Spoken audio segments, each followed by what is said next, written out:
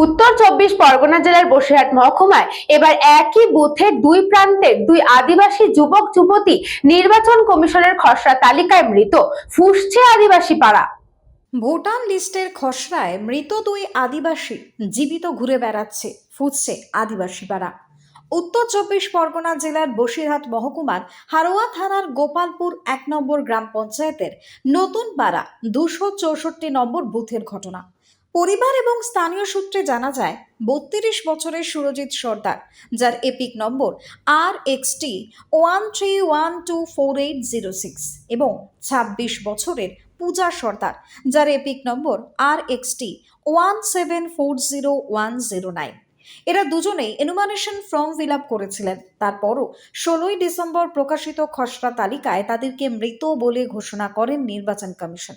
জানিয়ে ইতিমধ্যেই পরিবারের সদস্য এবং স্থানীয় জনপ্রতিনিধি সকলেই সরব হয়েছেন।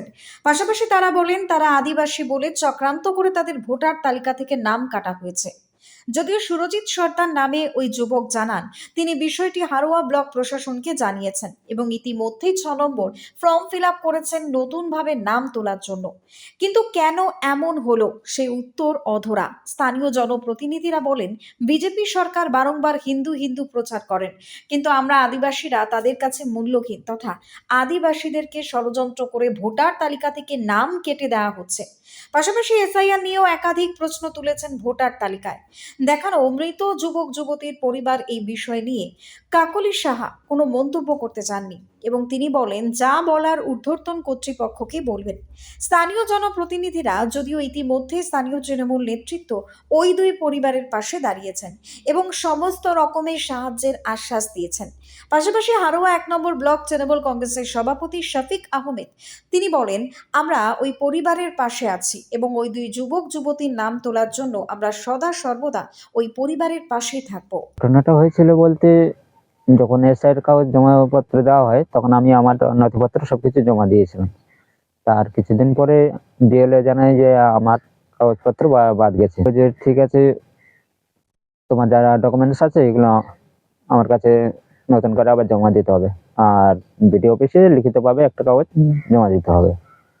বলেছে যে আমি পুরো ভোটার লিস্ট থেকে মৃত বলে ঘোষণা হয়ে গেছে। একটা কথাই বলতে চাই যে আমি হারোয়া 1 নম্বর ব্লকের গোপালপুর 1 নম্বর গ্রাম পঞ্চায়েতের জনপ্রতিনিধি। আমার 264 নম্বর বুথ নতুন পাড়া।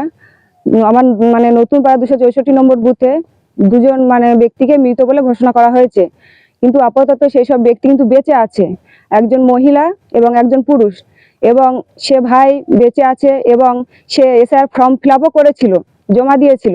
সে বোনও এসআইআর ফর্ম ফিল আপ করে জমা দিয়েছে এবং তাকে এই যে খসড়া ভোটার লিস্ট যে বেরিয়েছে তাকে মৃত বলে ঘোষণা করা হয়েছে। চাইছি যে এই যে বিজেপি সরকার, এই যে শুভেন্দু অধিকারী এবং শুভেন্দু অধিকারী বিজেপি যতগুলো নেতা আছে সব কিন্তু এটা একটা তৃণমূল কংগ্রেসের প্রতি একটি চক্রান্ত করছে। এবং এই যে আমরা আদিবাসী সম্প্রদায়ের মানুষ, এই যে আমাদেরকে এত হিমশিম করছে বাংলার মানুষের প্রতি, শুভেন্দু অধিকারী শুধু হিন্দু হিন্দু বলে শুধু বলে, কিন্তু এই যে এসআইআর নিয়ে এত চক্রান্ত আমরা কিন্তু প্রতিবাদ করবো এর জন্য। একটা কথাই বলতে চাই যে আমরা আজকে নতুন পাড়া গোপালপুর 1 নম্বর অঞ্চলের অন্তর্গত একটা হারোয়া ব্লক, আমরা নতুন পাড়া গ্রামের একটা প্রত্যন্ত আদিবাসী এলাকা থেকে বলছি। আমরা সত্যিকারের কথা এই এসআইআর করে যা হচ্ছে আজকে সারা পশ্চিমবঙ্গে একটা দৃষ্টান্ত নজির করে যাবে, কিন্তু এর ভয়াবহ যে কতটা যে জুট যাবে আমরা নিজেও কল্পনা করতে পারছি না।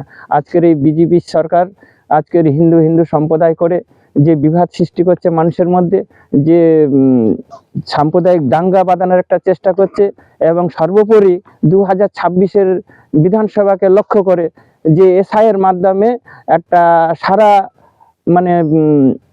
পশ্চিমবাংলার মধ্যে একটা ওদের একটা টার্গেট হয়ে গেছে। একটা নির্বাচন কমিশনের পক্ষ থেকে এবং বিজেপি কেন্দ্র সরকার পক্ষ থেকে একটা প্যাক্ট হয়ে একটা প্রায় হেন যেভাবে প্রকারে একটা 150 কোটি মানুষের একটা নাম একটা বাদ দেওয়ার একটা চক্রান্ত করছে, এটাই এসআইআর মূল উদ্দেশ্য। Bureau report, news Banga time. Saint Augustine's day school, Barrackpore. Success for every child. Admission open 2026 to 2027. Contact number 900793 4555.